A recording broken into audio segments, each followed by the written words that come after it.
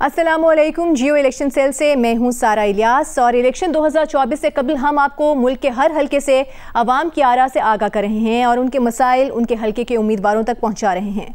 इसी सिलसिले में आज के प्रोग्राम में हम सबसे पहले जाएंगे सिंध में कौमी असम्बली के हलका 223 बदीन में, जहां गुज़िश्ता इंतखाबात में कौमी असम्बली की साबिक स्पीकर डॉक्टर फहमीदा मिर्ज़ा रुकने कौमी असम्बली मुंतखब हुई थी और उन्होंने GDA की उम्मीदवार की हैसियत से 94,988 वोट्स हासिल किए। पीपल्स पार्टी की उम्मीदवार रसूल बख्श चांडियों को एक कड़े मुकाबले में उन्होंने शिकस्त दी, जिन्होंने 93,991 वोट्स हासिल किए। इलेक्शन 2024 के लिए भी डॉक्टर फहमीदा मिर्ज़ा ने GDA के प्लेटफॉर्म से अपने कागजात नामजदगी जमा करवाए, जो कि मुस्तरद हो गए, जिसके बाद उन्होंने सिंध हाई कोर्ट से रुजू किया और उस पर ताहाल फैसला नहीं आया है। दरख्वास्त की अगली समाअत कल होगी और डॉक्टर फहमीदा मिर्ज़ा के इलेक्शन ना लड़ पाने की सूरत में उनके साहबजादे हसान मिर्ज़ा इसी हल्के से इलेक्शन लड़ेंगे, जबकि पीपल्स पार्टी की तरफ से रसूल बख्श चांडियों इस हल्के से आइंदा इंतखाबात लड़ेंगे।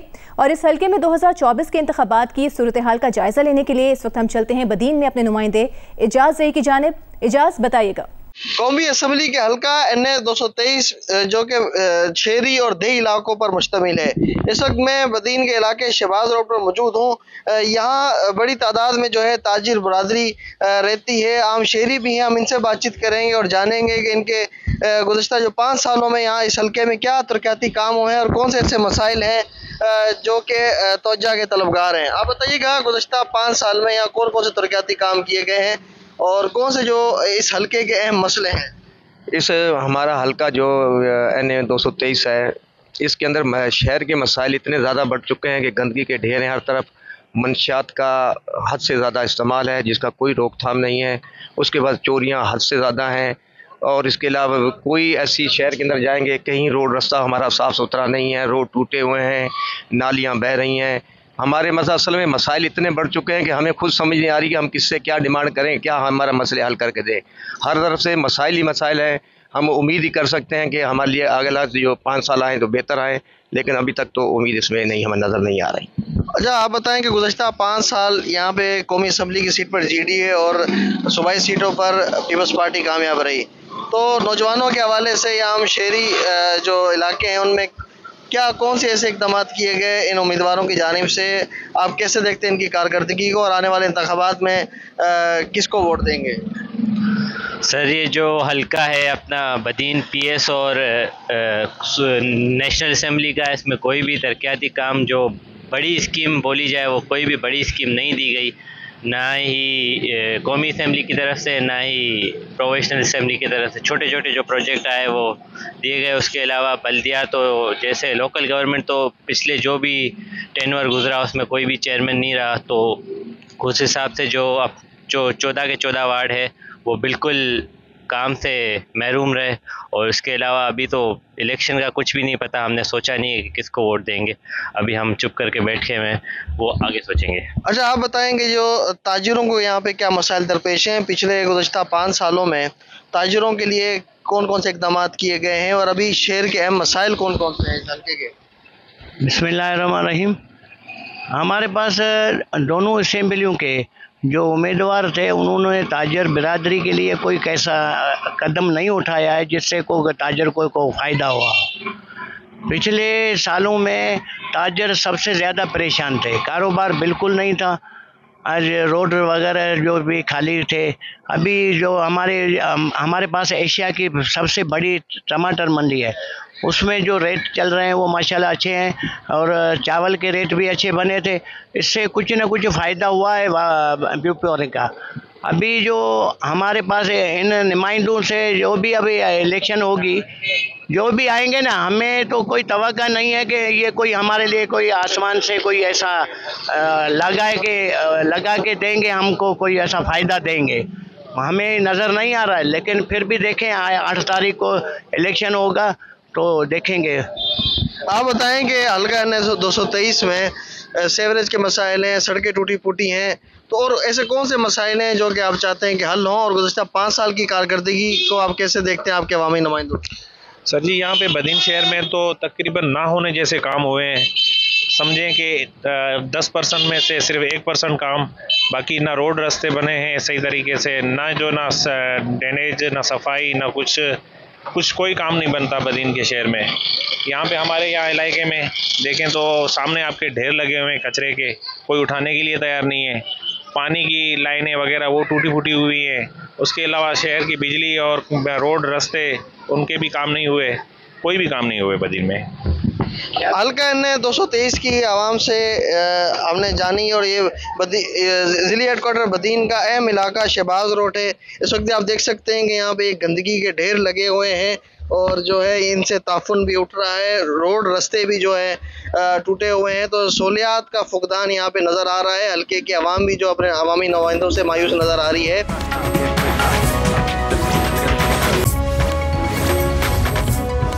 मैं इस वक्त NA 230 के हल्का शहीद फाज़ल राव के सिविल हॉस्पिटल के बाहर मौजूद हूँ। ये जो टाउन है ये 35,000 से ज़ायद पर आबादी पर मुश्तमिल है, जबकि तालके की आबादी 2 लाख से भी ज़ायद है। यहाँ डेली बेसिस पर दूर दराज देहातों से मरीज आते हैं और जिनका इलाज यहाँ पे किया जाता है। अब हम यहाँ पे अस्पताल में जाकर डॉक्टर से और पेशेंट से बात करने की कोशिश करेंगे और जानेंगे उनके क्या क्या मसाइल हैं। ये सीनियर गायनोकोलॉजिस्ट हैं, हम इनसे बातचीत करेंगे। ये जो इलाका है ये बैकवर्ड एरिया है, तो यहाँ ग़िज़ाई किल्लत की जो कमी बहुत ज़्यादा होती है, माँ में भी बच्चे में भी। तो अगर इसमें कोई डिलीवरी का केस ऐसा आता है जो माँ जो है ग़िज़ाई किल्लत का शिकार होती है, तो ये पेचीदा केसेस कैसे हल किए जाते हैं? क्या ऐसे केसेस कितने ऐसे सामने आए? ऐसे काफ़ी केसेस आते रहते हैं। सबसे पहले तो हम एंटीनेटल में ही उनको न्यूट्रिशन डिपार्टमेंट भेजते हैं, जो कि यहाँ पे न्यूट्रिशन का भी हमारे पास ऑफिस मौजूद है न्यूट्रिशन की। वहाँ उनको बच्चे को भी ग़िज़ा दी जाती है और माँ को भी ग़िज़ा दी जाती है। यहाँ पे मज़ीद कितनी फीमेल डॉक्टर्स की ज़रूरत है जो यहाँ अपॉइंट हों तो मरीजों को मज़ीद जो है यहाँ पे फैसिलिटीज़ मिल? अभी हमारे पास सिर्फ एक WMO मौजूद है। उस एक WMO पे हमारे पास जो है 24 आवर्स MLC की रिस्पॉन्सिबिलिटी है, जिसकी वजह से वो अपनी WMO की सर्विसेज प्रोवाइड नहीं कर सकती हैं क्योंकि उन पे वर्कलोड बहुत ज़्यादा है।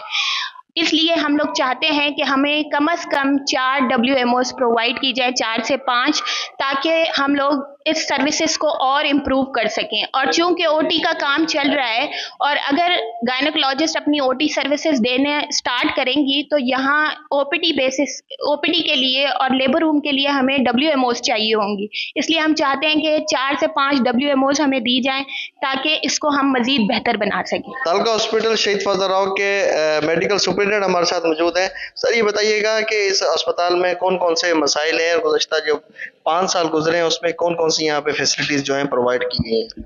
सर, फैसिलिटीज़ के लिहाज के जो भी एसेंशियल सर्विसेज है वो सब हम दे रहे हैं। मिसाल के तौर पे हमारे पास पीडियाट्रिशियन है तो हम पीड्स की वार्ड चला रहे हैं, पीड्स के जो है दे रहे हैं। TB क्लिनिक के लिए हमारे पास जो है TB क्लिनिक है, जीन एक्सपर्ट की रिपोर्ट हो रही है, स्पिरिट में भी हो रही है। दूसरी रिपोर्टें जो है एसेंशियल है वो लेबॉरेटरी की हो रही हैं, एक्सरे सर्विस है। तो ये बताइएगा कि यहाँ पे टोटल स्टाफ कितना है, कितनी शॉर्टेज है, स्पेशलिस्ट डॉक्टर मौजूद हैं या नहीं है? स्पेशलिस्ट हमारे पास सर्व आर्थोपेडिक सर्जन है, पीडियाट्रिशियन है, गायनेकोलॉजिस्ट है। बाकी सारे स्पेशलिस्ट की सीटें वैकेंट पड़ी हुई है। और ज़्यादा से ज़्यादा हमारे पास जो बड़े में बड़े मसाइल है वो MOs नहीं है, WMOs नहीं है।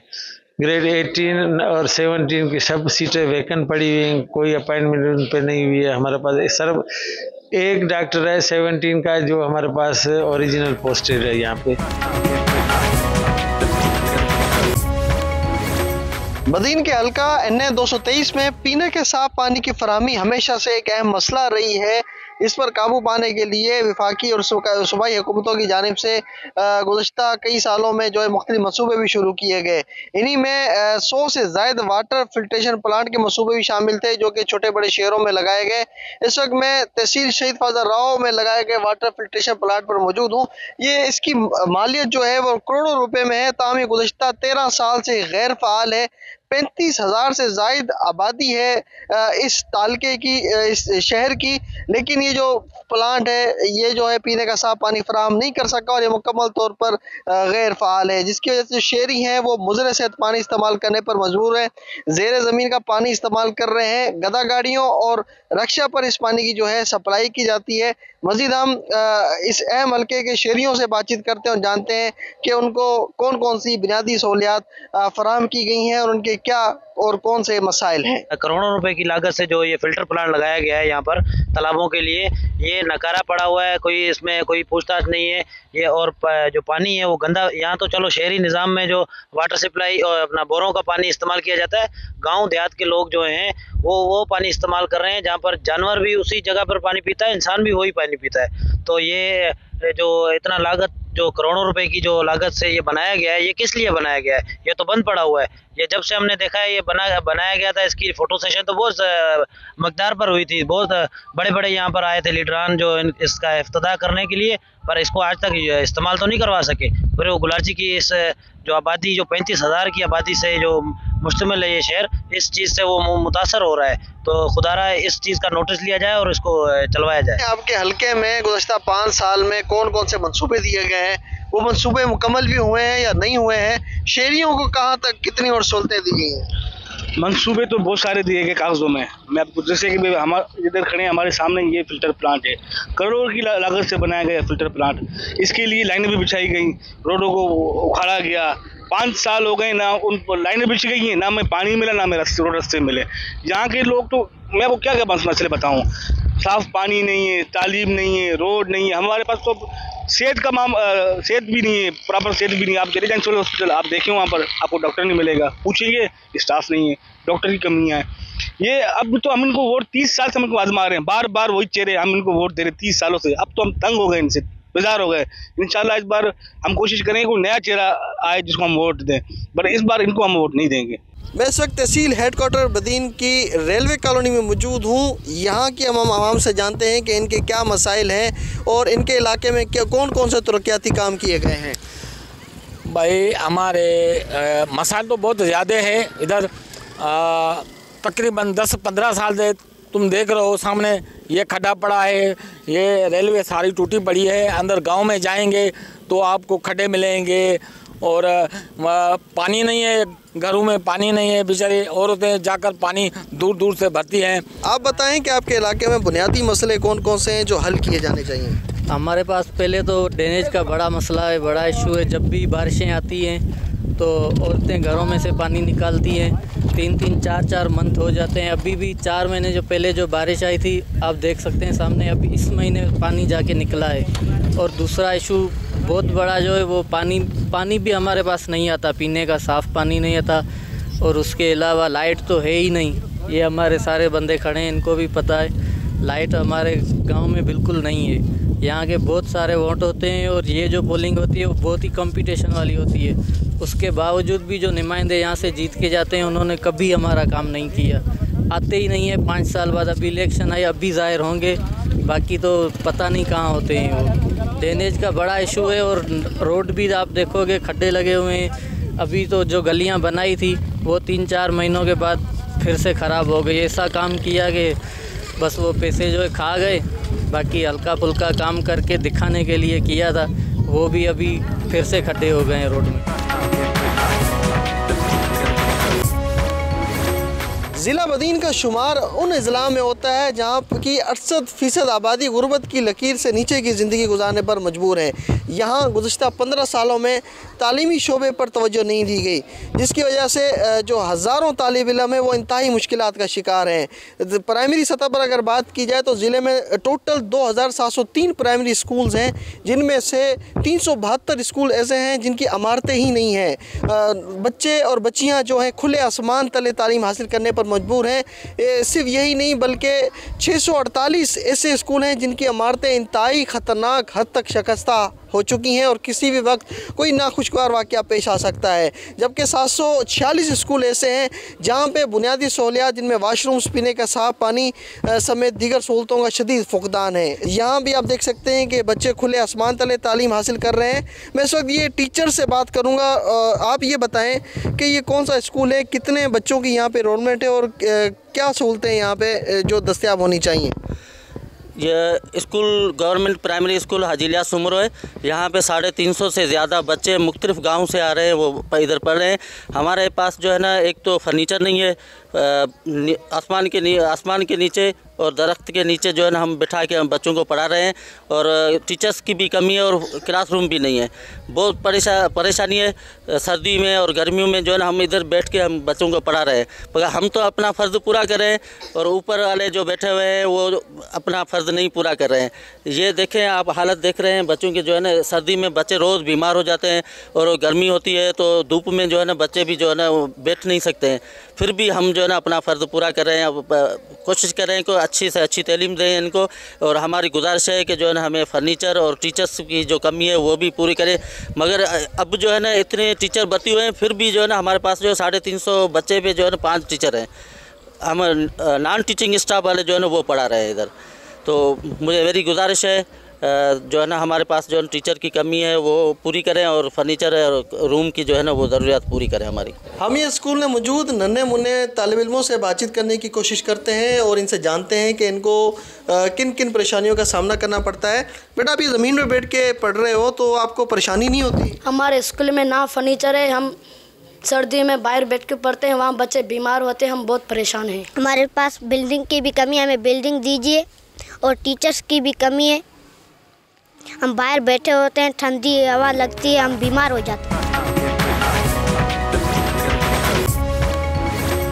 मैं इस वक्त सिंध यूनिवर्सिटी लाड कैंपस बदीन में मौजूद हूँ। इस कैंपस का क़याम 2011 में अमल में लाया गया था। इस वक्त इसमें 4 डिपार्टमेंट में 800 से ज़ायद तलबा व तालिबात तालीम हासिल कर रहे हैं। ये कैंपस भी जो है शदीद मसाइल का शिकार है। हम यहाँ पे मौजूद जो तालिब इल्म और टीचर्स हैं इनसे बातचीत करेंगे और जानेंगे कि इनके कौन कौन से मसाइल हैं जो कि हल नहीं हुए हैं। जी सर, बताइएगा। जी, इस टाइम हम सिंध यूनिवर्सिटी लाड कैंपस बदीन में खड़े हैं। ये सिंध यूनिवर्सिटी का सबसे पहला कैंपस है जिसका क़याम जो है 2007 में हुआ था बतौर कॉलेज के तौर पे। उसके बाद 2011 में इसको अपग्रेड करके कैंपस का दर्जा दिया गया और 2016 में फिर पहले 3 डिपार्टमेंट में 1 डिपार्टमेंट का इजाफा करके 4 डिपार्टमेंट जिसमें business administration, commerce, computer science और इंग्लिश लैंग्वेज एंड लिटरेचर्स, जिसमें 800 से ज़्यादा जो है बच्चे पढ़ रहे हैं।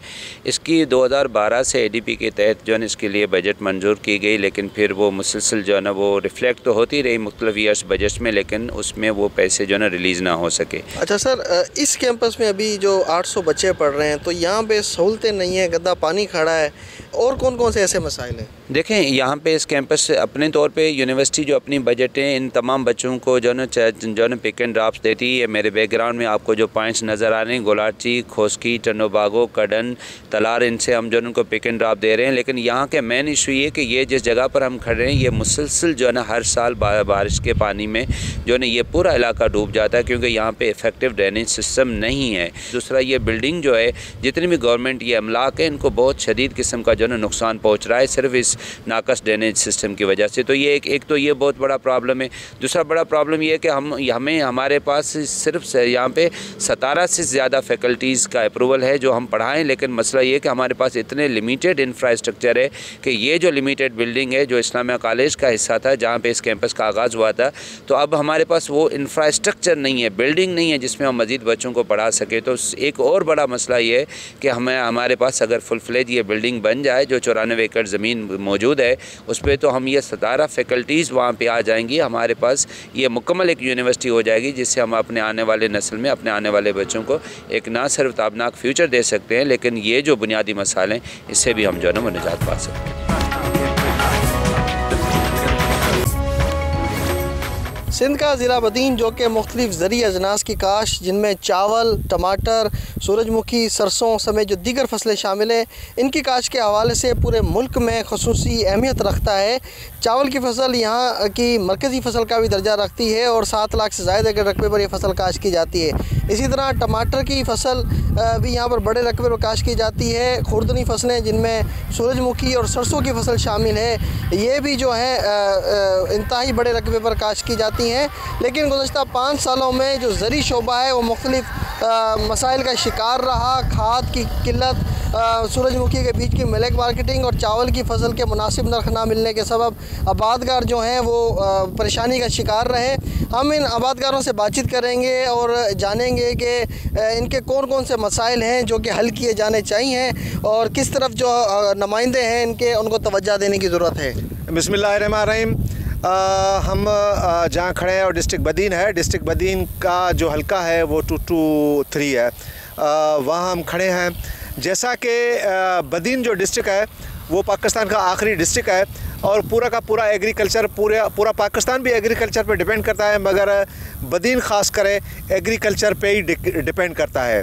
जैसा कि 5 सालों में ज़राअत के हवाले से बहुत सारे प्रॉब्लम जो हारी और ज़मींदार आबादगार है उनको दरपेश आए हैं, जिनमें ख़ास करे पानी का मसला था, इरिगेशन। ये बदीन डिस्ट्रिक्ट जो है वो 20 लाख एकड़ पे मुश्तमल है। उनको जो पानी आता है वो फुलेली और अक्रम वहाँ से आता है। जब बारिशें ज़्यादा होती है तो ड्रेनेज का भी मसला होता है और यहाँ सैलाब आ जाता है और बदीन को नुकसान आ जाता है। आप ये बताइएगा कि हालिया दिनों में हमने देखा कि ज़िला बदीन जो है कुदरती आफात की ज़द में रहा, तो उससे ज़राअत को कितना नुकसान पहुँचा, तो पिछले दौरे हुकूमत में इनसे निपटने के लिए क्या इक़दाम किए गए और आइंदा क्या इक़दाम करने चाहिए? बिस्मिल्लाहिर्रहमानिर्रहीम। एक तो कुदरती आफात जो हमेशा बदीन ज़िले को डैमेज करती हैं, मैं कहता हूँ वो कुदरती आफात भी हैं, लेकिन यहाँ के जो आला इदारे हैं या जो उनमें रहने वाले लोग हैं उनका भी हमें डुबोने में बहुत बड़ा किरदार रहा है। जो भी यहाँ पे काम होते हैं वो सिर्फ पैसा कमाने और पैसा खाने के लिए होते हैं, उनका लोगों को रिलीफ बिल्कुल भी नहीं मिलता। मैं एक छोटी सी मिसाल दूँ आपको कि पिछले 3 सालों से हमारी टेल आबादगार एसोसिएशन की एक जदोजहद चल रही है बदीन की टेलों के पानी के लिए, बदीन समेत पूरी सिंध में पानी पहुँचाने के लिए। जब हमारी ये तहरीक शुरू हुई उस टाइम मीर गुलाम अली टालपोट डायरेक्टर था। हमारी जदोजहद के बाद उसको उसके अहदे से हटाया गया, लेकिन अभी हमें एक उम्मीद जागी कि हमारा जो अकरम वहा है उसको अपग्रेड करके उसके पानी उठाने की कैपेसिटी बढ़ा के हमारी टेलों को सरसब्ज़ आबाद किया जाएगा। लेकिन उस प्रोजेक्ट का नाम है सवात प्रोजेक्ट। उसका डायरेक्टर फिर मीर गुलाम अली को मुकर्रर किया गया है और इस टाइम अकरम वहा की 96 RD से वो अपनी सखर बैराज की ज़मीनें आबाद करने के लिए एक वाटर कोर्स निकाल के लेके जा रहा है, जिसके लिए हम हाई कोर्ट में भी गए हैं, लेकिन वो अपने हथियारबंद बिठाकर कोर्ट में केस चलने के बावजूद, हमारी जदोजहद चलने के बावजूद वो वाटर कोर्स कोटड़ी बैराज का पानी सखर बैराज पे ले जाने के लिए बनवा रहा है और हमारा पानी चोरी करेगा। हम कहते हैं एक बार फिर हमारी टेलिंग को बंजर और गैराबाद करने का मंसूबा है ये। हल्का NA 223 की आवाम का कहना है कि सेहत की नाकाफी सहूलियात, तालीमी शोबे की ज़बूहाली, इंफ्रास्ट्रक्चर की तबाही, बुनियादी सहूलियात का फुकदान समेत कई ऐसे मसाइल हैं जो कि गुज़श्ता कई सालों से जूं के तूं हैं। अब देखना यह है कि आम इंतखाबात 2024 में कामयाब होने वाले अवामी नुमाइंदे किस हद तक इन मसाइल को हल करने में कामयाब हो पाते हैं। इजाज़ सही हमें अपडेट कर रहे थे बदीन के हल्का 223 से, वहाँ पर इंतखाबी सूरत हाल क्या है, अवामी मसाइल क्या हैं। अब यहाँ पर पीने के साफ़ पानी की फराहमी एक अहम मसला नज़र आता है। साथ ही साथ जो महंगाई की सूरत हाल है ओवरऑल, उससे भी अवाम खासे परेशान दिखाई देते हैं। इसके अलावा मुकामी अस्पताल में स्पेशलिस्ट डॉक्टर्स की यहाँ पर कमी है, उसकी वजह से भी अवाम खासे परेशान है। तो अब क्या आने वाले इंतखाबात में जो नुमाइंदे मुंतखब होकर आएंगे वो इन मसाइल को एड्रेस कर सकेंगे, अवाम की उम्मीदों पर पूरा उतर सकेंगे, ये एक अहम सवाल है। एक ब्रेक लेते हैं, ब्रेक के बाद वापस आएंगे, आपको कौमी असेंबली के एक और हल्के में लेकर जाएंगे। हमारे साथ रहिएगा।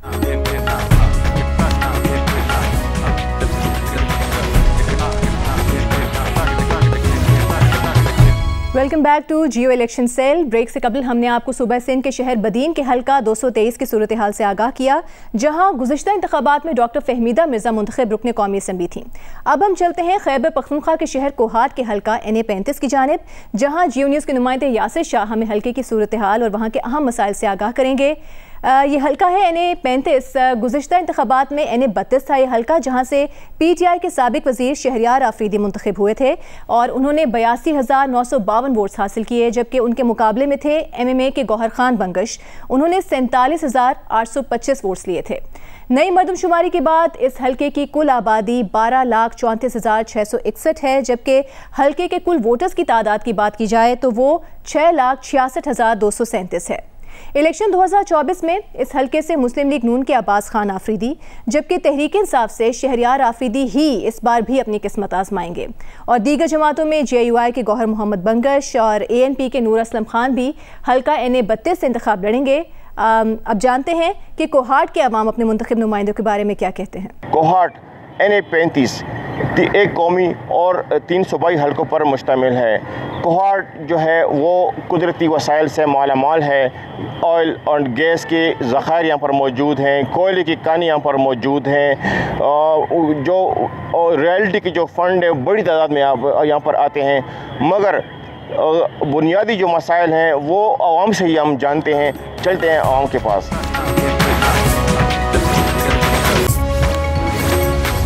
जी, आवाम के मसाइल जानने के लिए हम यहाँ पर कोहाट शहर में अभी हम आए हैं यहाँ पर, तो यहाँ से लोगों से पूछते हैं कि इनके जो बुनियादी जो हुकूक हैं या बुनियादी जो मसाइल वो किस तरह हल होंगे, किस तरह बुनियादी हुकूक हासिल होंगे। जी अस्सलाम वालेकुम, मैं नाम पीर शाह अब्दुल्ला शाह, मेरा ताल्लुक अवामी नेशनल पार्टी से।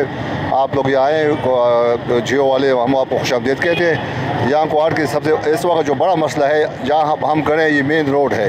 ये कोहाट का वाहिद रोड है, बाकी तमाम रोड जो है वो आर्मी वाले के साथ है, कैंट वालों के साथ है, वो बंद है। जो ये रोड है, और इस रोड की मंजूरी हुई थी डबल करने के लिए सादुल्ला शाह चौक से लेकर कॉन्वेंट स्कूल तक, और तकरीबन 6 साल हुए हैं कि इस पर पेपर वर्क मुकम्मल हो चुका है। और ये भी हमें इतला है कि इसके लिए फ़ंड भी आ चुकी है और NOC वगैरह, लेकिन इस पर अभी तक टेंडर नहीं हुआ है। अगर ये रोड के लिए टेंडर हो जाए और इसमें कोई मुश्किलात हो तो मैं यहाँ के GOC जो ज़िला करक के से ताल्लुक़ रखने वाले उससे कहता हूँ कि आप कंटोनमेंट बोर्ड वालों से और स्टेशन एंड क्वार्टर वालों से उनसे कह दें कि जो इनके जो दरकार मसले है या NOC है वो NOC ख़त्म कर दें ताकि ये रोड डबल हो जाए। और इस रोड वजह से पूरा कोहाट जाम है। आप खुद देख रहे हैं इस वक्त बहुत ज़्यादा रश है, क्योंकि एक ही कोहाट है और एक ही रोड है। तो ये रोड बहुत ज़रूरी है, और मैं यहाँ कोर कमांडर से और GOC से कहता हूँ कि आप इस पर अर्जेंट नोटिस लें ताकि ये रोड डबल हो जाए। जो बड़ी मसला है वो लियाकत अस्पताल का है, जिसको अधूरा छोड़ के सब ने तो बड़ी बड़ी जो है ना वो बातें कर ली है, लेकिन अधूरा काम छोड़ दिया। उस दिन मैं अपनी बच्ची को लेके कह रहे मेरे पास सिरिंज नहीं है, सिरिंज अवेलेबल नहीं है हमारे अस्पताल में। तो ये गरीब आवाम और क्या मसाइल बयान करेंगे? ऐसे इलेक्शन करने का भी क्या फ़ायदा कि ऐसे नुमाइंदे आ जाएं जो अपनी जो है ना बस ऐशों में बदन रहे और हमारा एक काम भी ना हो। दूसरा जो बेसिकली अभी ये रोड पे जो मसला बना हुआ है, आप थोड़ा सा कैमरा अगर इस साइड पे कर लें, ये जो गैस की पाइपलाइन इसने चाल दी है अभी तक, ये इसकी वजह से और मसाइल हमें बढ़ गए हैं और रोड नहीं बन रहा, रोड पे काम नहीं हो रहा। ताकि ये पीस भी अगर हो जाए ठीक तो कोई 5% तक मसला ये भी हल जाएगा। बस सलाम। अब क्या समझते हैं कि ये मसाइल कैसे हल होंगे? ये कौन कैसे लोग आने चाहिए यहाँ की अगली हुकूमत में? हम तो कहते हैं कि ऐसे लोग आ जाएं जो सिर्फ़ और सिर्फ ईमानदार लोगों को लेके आएँ और सही लोगों को, ताकि वो आवाम की खातिर कुर्बानियाँ दें और सिर्फ़ अल्लाह और रसूल को जान के ये काम करें। और पार्लियामेंट में हम ऐसे लोगों को क्या लेके आएंगे कि जिस तरह पिछले 10 साल में ना कोई मेगा प्रोजेक्ट है, जंगल खीर की तरफ से जो रास्ता बंद है उसका मसला है, वैसी भी रोड तंग है, वो बहुत बड़ा गंभीर मसला है, लेकिन इस पर कोई रायमल नहीं। हमने दरख्वास्तें भी दी हुई है, लेकिन अभी तक वो रास्ता नहीं खोला। कह रहे हैं कि ये रास्ता इसलिए बंद है कि इससे ट्रैफिक जाम होता है। अगर वो रास्ता बंद है तो उस वजह से, तो अभी जो ट्रैफिक जाम है किस वजह से? तो खुदा ऐसे नुमाइंदों को सलीक ना करें जो अपनी खातिर अपनी उसके लिए आका के लिए काम करें और आवाम के लिए नुमाइंदगी ना करें। सबसे ये कोहाट का बड़ा रोड है और ACB हॉस्पिटल का बहुत प्रॉब्लम हो रहा है, रेफ़र टू पेशावर और एम्बुलेंस का सबका ये रोड कंटिन्यू ब्लॉक होता रहता है। जी, जैसे आप लोगों ने सुना कि कोहाट के जो मेन जो मसाइल हैं वो सेहत है, तालीम है, रोड्स हैं, यहाँ पर जो रॉयल्टी के जो फंड्स हैं वो गायब हो रहे हैं। तो आइंदा आने वाली हुकूमत इस हवाले से जो बुनियादी जो हुकूक हैं, जो बुनियादी जो मसाइल वो कैसे हल करेगी, तो आने वाला वक्त ही बताएगा। आने वाली जो 2024 की जो इलेक्शन है, इंतखाबात हैं, उनके बाद ही जो नए जो नुमाइंदे आएंगे तो उनसे ही हमारी तवक्कुआत हैं। वो तो फिर जो आगे जो है आने वाली जो हुकूमत है वही बता सकेगी कि वो मसाइल जो हैं वो हल कर सकते हैं या नहीं कर सकते। मज़ीद जानती है लोगों से कि हमारे जो शहर के जो आने वाले जो नुमाइंदे होंगे वो हमारे लिए क्या करेंगे, उनसे लोगों की क्या तवक्कुआत हैं। जी बिस्मिल्लाहिर्रहमानिर्रहीम, मेरा नाम असद नौशाद है और हमारे जो इससे पहले भी जितना हमारा कोहाट का इलाका है वो अरबों रुपए रॉयल्टी मिल रही है, लेकिन हमारे रोड की हालत देख लें। हमारे जो गैस है वो सुबह भी गैस नहीं होती, बगैर हम खाए पिए दफ्तर जाते हैं, बच्चे स्कूल को जा रहे हैं लेकिन गैस नहीं है। रोडों की हालत देखें, रोड टूटी फूटी हुई हैं बिल्कुल रोड। और इसके अलावा जो बुनियादी मसला है अस्पताल का, वो अस्पताल इंतहाई अस्पताल की हालत ख़राब है। यहाँ पे कुछ भी नहीं है, लोग लेके जाते हैं अपने मरीज़ों को, लेकिन वहाँ से उनको पेशावर रेफ़र कर दिया जाता है। उसकी वजह यह है कि वहाँ पे फैसिलिटीज़ नहीं है, सहूलियात नहीं है। हमारे 2 अस्पताल हैं, एक लियाकत मेमोरियल अस्पताल है, वो भी तोड़ा गया है दोबारा मरम्मत के लिए, लेकिन वो वहाँ पे भी कुछ भी नहीं है। उठा के ले गए हैं सारा कुछ। बच्चे जो होते हैं तो वो कभी पेशावर लेके आते हैं, कभी CMH लेके जाते हैं, लेकिन वहाँ पे बहुत ज़्यादा खर्चा आता है। और अक्सर ऐसा होता है कि हमारे जो रोडों की वजह से जो एम्बुलेंस हैं वो भी रोडों में फंस जाती हैं, और जिस वजह से जो मरीज़ होता है उसकी हालत मज़ीद ख़राब हो जाती है, और रास्ते में अक्सर मरीज़ जो होते हैं तो वो दम तोड़ जाते हैं। अस्पतालों की हालत तो इंतहाई ख़राब है। अभी तक जो भी हुकूमतें आई हैं इससे पहले वो सियासत भी इसी पे करते रही हैं, रोड पे करती नहीं है, लेकिन उन्होंने कुछ भी नहीं किया। आइंदा जो हुकूमतें हैं वो भी पता नहीं अब कुछ कर सकेंगी कि नहीं। जो आता है उसका बस आवे अपने नाम पे वोट लेते हैं कि हम ये करेंगे वो करेंगे, लेकिन वो गायब हो जाते हैं, इस्लामाबाद में बैठ जाते हैं, वापस नहीं आते। उनको फिर कोई भी नहीं देख सकता कि क्या हो रहा है और कब आएंगे। पहले हमारे पीछे भागते हैं, फिर जो होते हैं 5 साल वो कुर्सी के पीछे उधर ही बैठे रहते हैं, इस्लामाबाद में ही बैठते हैं, वापस ही नहीं आते। हमें पता ही नहीं होता कि कब आएंगे कब नहीं होंगे, घंटों घंटों टाइम लेना पड़ता है दिन पे, लेकिन नहीं आते वो। जी, इस वक्त कोहाट में मसाइल जो हैं तो ये मेन रोड बनू रोड जो गैस की वजह से शदीद गैस की पाइपलाइन के लिए जो खुदाई हुई है, इससे बहुत बड़ा मसला बना हुआ है। और इसके अलावा जो हमारा KDA हॉस्पिटल है, यहाँ पे ऊपर इलाकों तक जो है तो लोग आते हैं, लेकिन ये एक कैटेगरी फ़ाइलों में कागजात में हो चुका, लेकिन अमली तौर पे इसको अभी तक अमली तौर पे ये नहीं हुआ। तो हमारा ये मुतालबा है कि ये अमली तौर पे अगर हो जाए तो रेफ़र टू पेशावर का मसला यहाँ पे हल हो जाएगा। बहुत आवाम को तकलीफ़ है, केस आता है रेफ़र टू पेशावर, बंदा रास्ते में दम तोड़ देता है। तो हमारा ये मुतालबा है कि ये रोडों पे और ख़ास कर KDA अस्पताल पे तवज्जो दी जाए। आने वाले नुमाइंदों से हमारी रिक्वेस्ट है कि जो भी आए तो पहले इस पे काम करें। आप क्या कहते हैं, किस हवाले से क्या होगा? जैसे ही भाई ने कहा, ये बिल्कुल ठीक कहा है, क्योंकि यहाँ पे जितने भी हमारे पेशेंट्स होते हैं ना, तो वो तकरीबन यहाँ से कोहाट अगर जाते हैं KDA हॉस्पिटल तक, KDA से वहाँ से डायरेक्ट लिख देते हैं, रेफ़र कर दें पेशावर। तो हमें यहाँ पे ना कोहाट में कोई अच्छी सहूलत मिल रही है। जैसे कि आप देखिए, अब गैस की प्रॉब्लम है, हमें हमेशा सर्दी गर्मी, अब पहले तो सर्दी में प्रॉब्लम होती थी, अब सर्दी में भी यही, गर्मी में प्रॉब्लम होती थी, अब सर्दी में भी यही प्रॉब्लम है। आप देखिए मतलब कि हुकूमत को चाहिए, मतलब 16-17 महीने हो गए नई हुकूमत को, कोई एक्शन नहीं लिया इन्होंने। बस इनको इलेक्शन की पड़ी हुई है, कोई यार जो आ रहा है लूट मार लगाई हुई है इन्होंने।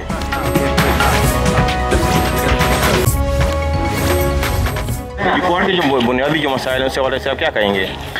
अभी तो हालात कोहाट का सबसे बड़ा मसला जो है ना हॉस्पिटल का है, क्योंकि पहले से मसला था अभी तक हल नहीं हुआ। और गैस का बहुत बड़ा मसला चल रहा है, क्योंकि 2-2 घंटे जो है ना, यानी पूरे 24 घंटे में 2 घंटे भी सही गैस नहीं होता है। और बिजली तो आपको पहले से पता है कि यही हाल है। तो आप क्या समझते हैं, जो आने वाले जो नुमाइंदे हैं वो क्या हमारे मसला हल कर लेंगे?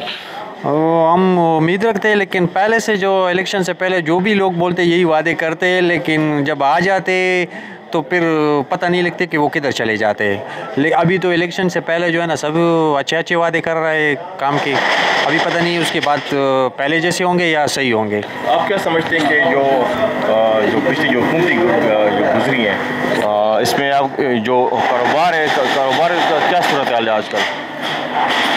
ये कारोबार तो इन लोगों की वजह से भी ख़राब है। बिजली नहीं है, सारे पूरा दिन में जो है ना 12 घंटे 10 घंटे लोड शेडिंग है। कभी कभार जो कहते हैं कि 8 बजे से 2 बजे नहीं है, एक दिन होता है या 2 दिन या तीसरे दिन कभी कभी 12 घंटे भी नहीं है। ये कारोबार में तो ये मसला है, दूसरी महंगाई के, तीसरी जो है ना ये रोड वगैरह। अभी इलेक्शन का काम है, इलेक्शन की वजह से आता है, घर आना जाना उसके हैं, जब इलेक्शन जीत जाता है तो फिर चले जाते हैं। इंतखाबात में कोहाट के बुनियादी वो मसाइल जो हैं ये लोग हल कर लेंगे इंशाल्लाह। वाद तो किए, ये हल हो जाएंगे, लेकिन ये बात जो है ना ऐसे मसले हैं, जैसे गैस का मसला हुआ, गैस नहीं आ रही मतलब घरों में, या कोई और ऐसे मतलब बिजली के मसाइल हैं, ये हल नहीं हो रहे। तो इंशाल्लाह उम्मीद रखी हुई है इनसे, पार्टियाँ जो कभी एक आ रहा है कभी दूसरा आ रहा है, तो इंशाल्लाह ये मसाइल हल हो जाएंगे। वादे तो किए हुए हैं, बाकी अल्लाह जाने। कारोबार की क्या सूरत हाल है? कारोबार तो अभी इस तरह है कि मतलब इलेक्शन नहीं हो रहे, लोगों के पास पैसे भी इतने, और दूसरी बात यह कि महंगाई बहुत है। महंगाई जो है ना हर चीज़ आसमान से बातें कर रही है, चाहे वो कपड़ा हो, चाहे वो ज्वेलरी हो, चाहे खुर्दनोश हो, दूसरी ऐसी चीज़ है जो मतलब आवाम की पहुंच से दूर है, तो इसी वजह से कारोबार भी बुरा असर पड़ता है। जियो इलेक्शन सेल में यहाँ पर एक छोटा सा ब्रेक लेते हैं। ब्रेक के बाद वापस आएंगे, आपको दोबारा को हाथ लिए चलेंगे, हमारे साथ रहिएगा।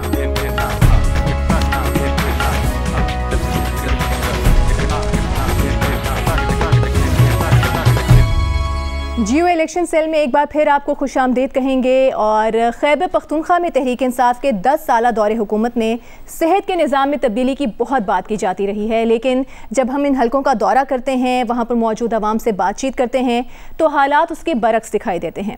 कोहाट में सेहत के शोबे से मुतालिक क्या सूरत हाल है, दीगर मजीद क्या मसाइल आवाम को दरपेश हैं, चलते हैं इस वक्त कोहाट में हमारे नुमाइंदे यासिर शाह की जानिब। यासिर, बताइएगा कोहाट के आवाम का क्या कहना है? इस वक्त हम लियाकत मेमोरियल अस्पताल में मौजूद हैं। बैकग्राउंड पर आप देख सकते हैं कि 5 साल से ज़्यादा हो चुके हैं इसको गिराए हुए, जबकि इन्होंने कहा था कि हम पिछली हुकूमतों ने कहा था कि इसको हम दोबारा तामीर करेंगे, मगर अभी तक इसकी तामीर नहीं शुरू हो सकी। कोहाट के जो यहाँ के जो मरीज़ हैं, जो हमारे जनूबी अजला से, खांगू से और अगज़ी एजेंसी से, कोरम एजेंसी जो मरीज़ आते हैं वो यहाँ से पेशावर या इस्लामाबाद रेफ़र कर देते हैं। तो ये अस्पताल जो है लोग क्या कहते हैं ये कब बनेगा, इसके हवाले से अभी तक कोई ना वर्कआउट हुआ है, कुछ भी नहीं हुआ। इस हवाले से लोगों से भी जानते हैं कि वो क्या कहते हैं। क्या कहते हैं आप इस हवाले से? भाईजान, ये अस्पताल से 5 साल ज़्यादा हुआ, ये अभी तक बना नहीं है। रेपटो पेशावर ज़्यादा था, छोटा बच्चा था, और पेशावर में जाएगा रीडिंग अस्पताल कम्प्लेक्स शर्फो इतने ज़्यादा रश है, तो ये मरीज़ कभी किधर जाएगा कभी किधर जाएगा नहीं ले आता। क्यों? ये अस्पताल कम से कम 5 साल ज़्यादा हो गया, तो अभी तक बना नहीं है। सही है, ये 25 साल बनाएगा, ये 25 साल भी 5 साल चले गया, अभी तक नहीं बनाएगा। ये रिक्वेस्ट है, ये तक कि 5 साल हो गए अभी तक नहीं बनाएगा। रिपीटर पेशावर ये हुकूमती दरख्वास्त है, इसी अस्पताल बनाएगा। क्या कहते हैं हुकूमत कहती क्या है, जो नवामी नुमाइंदे हैं वो क्या कहते हैं? ये भी राय आएगा तो आबाद भी आएगा, बड़ा आदमी भी आएगा, ये देखेगा चले गया, बनाएगा नहीं बनाएगा।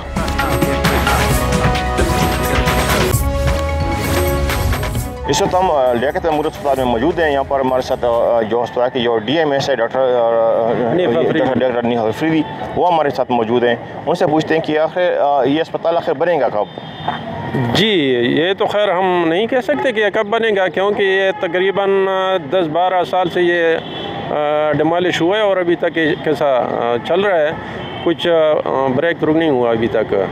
हमारे जो बड़े हैं साहिबान हैं, हमारे हेल्थ के सेक्रेटरी हेल्थ साहब हैं, वज़ीर शाह साहब हैं, पहले परवेज़ खटक साहब आए थे, शहरियार अफरीदी साहब, हमारे जो MPA है जवाला बंगा साहब, इनके सामने सब कुछ आप देख रहे हैं डिमोलिश पड़ा हुआ है। तो यही बहाना होता है कि फ़ंड है, फ़ंड नहीं है, फ़ंड है, फ़ंड नहीं है, फ़ंड आ रहा है, फ़ंड नहीं आ रहा, तो बजट है, बजट नहीं है, तो उस वजह से ये पड़ा हुआ है, देर में पड़ा हुआ है। अब अस्पताल के बुनियादी मसाइल हैं क्या? जी, हॉस्पिटल में तो खैर आप देख रहे हैं हमारे हॉस्पिटल का जो कंडीशन है, 52 में ये तकरीबन बना था और अभी तक ये मेंटेनेंस की थोड़ी बहुत होती है, लेकिन कंडीशन इसकी अच्छी नहीं है। आप जो ड्रेनेज सिस्टम है उसका, जो वार्ड्स हैं उसकी जो दूसरे वो हैं, रिपेयर इसकी ज़रूरत है, लेकिन अभी मसला ये है कि इधर हम रिपेयर करते हैं और इधर कहते हैं कि नया बिल्डिंग बन जाएगा, तो बस उस वजह से ये थोड़ा मसला इस वजह से। जनूबी अजला से भी मरीजों का काफ़ी रश यहाँ पर रहता है, तो आप क्या समझते हैं कैसे मैनेज करते हैं ऐसे छोटी मोटे अस्पताल में? जी, बस हम कोशिश करते हैं, जो हमारे वसाइल हैं अपने महदूद वसाइल में, डॉक्टर साहबान हमारे साथ हैं, मौजूद हैं, स्टाफ है, जितना हमारा बस में है हो सकता है वो हम करते हैं, इधर मैनेज करते हैं। जो हमारे बस में नहीं होता हम रेफ़र करते हैं पेशावर। तो आप क्या समझते हैं कि जो नए जो आने वाले जो उम्मीदवार होंगे, जो नए जो मुंतखब होंगे, कौमी सूबाई असम्बली के जो उम्मीदवार होंगे, जो नुमाइंदे होंगे, तो क्या वो ये हल कर लेंगे ये मसला? जी, हमारी तो उम्मीद है अल्लाह करे कि हल करे ये मसला, काफ़ी अर्से से पड़ा हुआ है। और क्वाड की डिवीज़न, जो क्वाड डिवीज़न है, जनूबी अजला से लेकर हमारी कबीली इलाकों से लेकर सारे मरीज़ इधर आते हैं, कोई उसको तवज्जो दे, उसका जो बिल्डिंग ये बन जाए और ये मसला हल हो जाए। यहाँ पर अस्पताल में आए हुए मरीज़ से पूछते हैं कि उनके यहाँ पर जो है क्या क्या मसाइल का सामना करना पड़ रहा है। जी, यहाँ पर क्या मसाइल हैं? मोहतरम, यहाँ पर डिस्ट्रिक्ट अस्पताल है, ये लियाकत मेमोरियल अस्पताल, ये डिस्ट्रिक्ट के सतह पर है, लेकिन यहाँ पर उस तरफ सहूलियात नहीं है। रश बहुत ज़्यादा होते हैं मरीज़ों की, सहूलियात कम होते हैं, इसलिए यहाँ पर बिजली की भी सुबह से बिजली नहीं था, तकरीबन 12 बजे तक UPS भी काम नहीं करते थे। हम यहाँ पर लेबॉर्ट्री में चले गए अल्ट्रासाउंड पे, वहाँ पर भी बिजली के फुकदान था, नहीं था बिजली। तो ये बहुत बड़ा अस्पताल है, इस पर ठल से करक से मुख्तलिफ़ इलाकों से लोग आते हैं, यहाँ पर मरीज़ लेके आते हैं, लेकिन फुकदान है, ये सहूलियात के फुकदान है। हम हुकूमत से मुतालबा करते हैं, ये जो इंतज़ामिया यहाँ पर जो लोग हैं उनसे मुतालबा करते हैं कि इसमें सहूलियात बनाए लोगों के लिए। ये ऑपरेशन थिएटर है कि बहुत ज़्यादा मरीज़ यहाँ पर आते हैं ऑपरेशन के लिए, हंगू से, क्वाड से, अट्ठल से। मैंने सुबह एक से पूछा, अट्ठल से आया था, हम अलाची से आ गए हैं, करक से लोग आते हैं यहाँ पर, लेकिन यहाँ पर बहुत ज़्यादा मुश्किलात होते हैं। आप क्या समझते हैं कि जो नई जो हुकूमत होगी, क्या ये मसले हल कर देगी? हुकूमत अगर हल करना चाहते हैं तो कर सकते हैं, हुकूमत के साथ वसाइल होते हैं, पास वसाइल होते हैं, लेकिन मसला ये है कि हुकूमतें बस अपना काम करते हैं, लोगों क्या हमारे नुमाइंदे काम नहीं करते? हमारे नुमाइंदे तो बस अपने काम करते हैं, लेकिन जो आम की काम है वो हम काम नहीं करते। और इलेक्शन में तो कहते हैं कि कर लेंगे, लेकिन इससे पहले हुकूमत जो गुजर गई कुछ तो कर लिया, लेकिन पूरे नहीं किए। ये यहाँ पर जो बिल्डिंग थे यहाँ इस तरफ, वो बिल्डिंग वो तो सारे ख़त्म कर दिए, अभी बनाने वाली कोई नहीं है, फंड नहीं है, पता नहीं क्या वजह है, मसाइल है। इसलिए हम हुकूमत से मुतालबा करते हैं कि हमारे अवाम को वसाइल दे दें, सहूलियात दे दें यहाँ पर।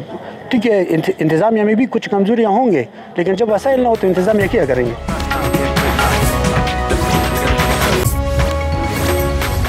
MS साहब हमारे साथ इस वक्त मौजूद हैं, इनसे पूछते हैं कि जो डेमोलिश हॉस्पिटल है जुनूबी अज़ला का, एक गेटवे भी है ये कोहाट चूँकि, तो ये अस्पताल कब तक बनेगा? सब हुकूमतों ने क्या किया, आने वाली हुकूमत इसके हवाले से क्या करेगी? जी, ये हॉस्पिटल जो है ना, ये इसकी सगी बुनियाद 1950 में जो है ना रखी गई थी, 1952 में कंप्लीट हुआ था। और इसके साथ एक तारीख़ी बात मैं कर लूँ कि ये जिस टीम ने जो है ना इस हॉस्पिटल का सिपासनामा लियाकत अली ख़ान को पेश किया था, वो मेरे नाना उनमें थे एक, वो प्री पार्टीशन में पाकिस्तान मुस्लिम लीग के सदर थे और पाकिस्तान के लिए पोलिंग एजेंट भी रह चुके हैं और जेल भी उन्होंने गुजारी है। पीर का मुशा नाम है, अलीगढ़ से उन्होंने LLB किया था। तो इसका सिपासनामा खान लियाकत अली ख़ान को पेश किया गया था, इसका भी, और डिग्री कॉलेज कोहाट का, तो उस वक्त ये मंजूर हुए थे। और पाकिस्तान का जो फ्लैग राइज किया था उसमें भी यूनिवर्सिटी में भी मेरे नाना शामिल थे। और 1952 में ये कम्प्लीट हुआ था। फिर उस वक्त जो है ना ये कोहाट का जो है ना बल्कि जनूबी अज़ला का एक बेहतरीन अस्पताल था, और ये हार्ट ऑफ सिटी में 72 कनाल एरिया पे है। फिर चूँकि 2016 में जो है ना गवर्नमेंट ने इसको जब सर्वे किया, this building was in extremely deplorable condition, और इसको इररिपेयरेबल डिक्लेयर किया। तो 2018 को जो है ना इन्होंने तकरीबन आधे से ज़्यादा अस्पताल डिमोलिश किया कि नया बनाएंगे। तो उस वक्त अफ़गान रिफ्यूजीज़ की जो है ना एक एजेंसी थी, डोनर एजेंसी थी, राहा नाम था, तो उन्होंने इनको तकरीबन काफ़ी पैसे डोनेट किए थे इसके बनाने के लिए, लेकिन अनलकीली अनफॉर्चुनेटली टाइमली एग्जीक्यूट नहीं हुआ। तो ये हॉस्पिटल डिमोलिश तो हो गया ज़्यादा, लेकिन रिपेयर का काम शुरू नहीं हुआ। वक्तन वफ़ौक्तन इसके इफ्तिताह भी कई दफ़ा की गए, लेकिन अनलकीली अस्पताल बन नहीं सका। तो मरीज़ों के लिए आप लोग क्या कर रहे हैं? जो यहाँ पर जो आने वाले मरीज़ हैं जुनूबी अज़ला से, तो वो आपको मुश्किल का सामना तो होगा आप लोगों को? ये अस्पताल जो है ना एक किस्म का जुनूबी अज़ला का जो है ना LI में काम जो ये कर रहा है ना, LRH और KTH की तरह कर रहा है। यहाँ हमारे पास बहुत क्वालिफाइड स्टाफ है, लेकिन अनलकीली स्पेस कम है और रश बहुत ज़्यादा है। पूरी जुनूबी अज़ला जो है ना, स्पेशली जैसे हंगू, कोहाट, करक, वज़ीरिस्तान से भी कभी कभी, औरंगज़ेब, करम से, हत्ता पंजाब जंड से, और वो कभी कभी फतेह जंग से भी मरीज़ इधर आ जाते, दरम खेल से। स्टाफ बहुत अच्छा स्टाफ है हमारे पास, लेकिन मुसीबत ये है कि बस अनलकीली इसको बार बार वो इसके लिए जो है ना डिमोलिश तो कर गया था कि इसको 2-3 साल में बना लेंगे, लेकिन 2018 से अभी तक ये बन नहीं सका। ये जो है ना बड़ी किस्मत ही इसको कह दें। और अभी जो है ना इसके वक्तन फ़ौक्तन प्राइस भी अब अप होते गए, जो पहले जो है ना जितने पैसे लगते हैं इस पर ख़र्चा भी ज़्यादा आएगा। लेकिन अल्हम्दुलिल्लाह अभी चंद दिन पहले जो है ना अभी ये जो इस वक्त की गवर्नमेंट है, इन्होंने जो है ना असम्बली से इसको जो है ना पास कर लिया है। इसके कंस्ट्रक्शन पे अब पहले कम पैसे लगते थे, 400 मिलियन तकरीबन लगते थे, अब 2 अरब से भी ज़्यादा का प्रोजेक्ट हो गया।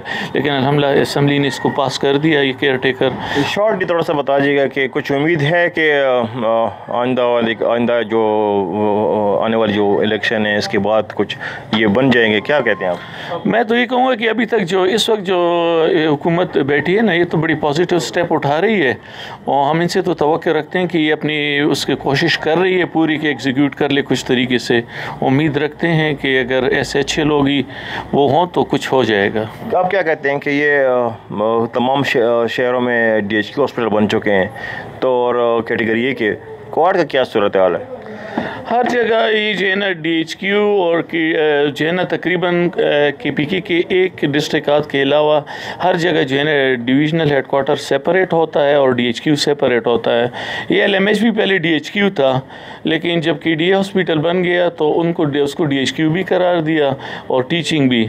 और ये अनलकीली अच्छी बात नहीं है। जैसे बनू में भी खलीफा गुलनवाज टीचिंग अस्पताल अलहदा है, DHQ अलहदा है। डी खान में भी जो है ना मुफ्ती मामूद टीचिंग अस्पताल अलहदा है, DHQ अलहदा है। सवाबी में भी टीचिंग अस्पताल अलहदा, DHQ अलहदा। मर्दान में तो न्यूरोसर्जरी हॉस्पिटल भी है। नौशहरा में हर जगह तकरीबन है। और ये कोहाट के हार्ट ऑफ सिटी में 72 कनाल एरिया है, जो बहुत बड़ा एरिया है और सिटी और इर्द गिर्द के लोगों के लिए सबसे ईजीएस्ट अप्रोच इस अस्पताल का है। तो अगर इसको हमने तो इसको राइज़ किया है, अगर अल्लाह करे कि इसको जो है ना DHQ का स्टेटस दिया जाए और उधर KDA का अस्पताल को टीचिंग रहने दी जाए तो बेहतर होगा। बाकी अब अल्लाह करे कि बेहतरीन फैसले हो। बहुत शुक्रिया आपका यासिर। तो जैसा कि आपने देखा कि कोहाट में ट्रैफिक की बंदिश एक बहुत अहम मसला है, क्योंकि सड़कें तंग हैं, ट्रैफिक बहुत बढ़ चुकी है, जिसकी वजह से शहरी हर वक्त ट्रैफिक जाम का शिकार रहते हैं। कोहाट की कारोबारी बरादरी खुसूसन इस मसले की वजह से शदीद परेशानी का शिकार दिखाई देती है। उनका मुतालबा है कि शहर की मेन रोड को डबल कर दिया जाए ताकि ट्रैफिक की सूरत हाल में कुछ बेहतरी लाई जा सके। और इसके अलावा कोहाट का लियाकत मेमोरियल अस्पताल, जिसे 5 साल कबल गिराकर दोबारा तामीर किया जाना था, वो भी अभी तक तामीर नहीं हो सका है, जिससे इलाके के लोगों को इलाज के लिए पेशावर जाना पड़ता है और इस वजह से उन्हें माली नुकसान भी हो रहा है, उनका वक्त भी ज़ाया होता है। इसके अलावा बात की जाए दीगर मसाइल की, तो गैस की बंदिश, बिजली की लोड शेडिंग भी कोहाट के अवाम के अहम मसाइल हैं। देखते हैं कि 8 फरवरी को जो इंतखाबात होने जा रहे हैं उसमें अवाम अपने इन मसाइल के हल के लिए किस उम्मीदवार का इंतखाब करेंगे। कल आपको कौमी असम्बली के किसी और हल्के की सूरत हाल से आगाही देंगे।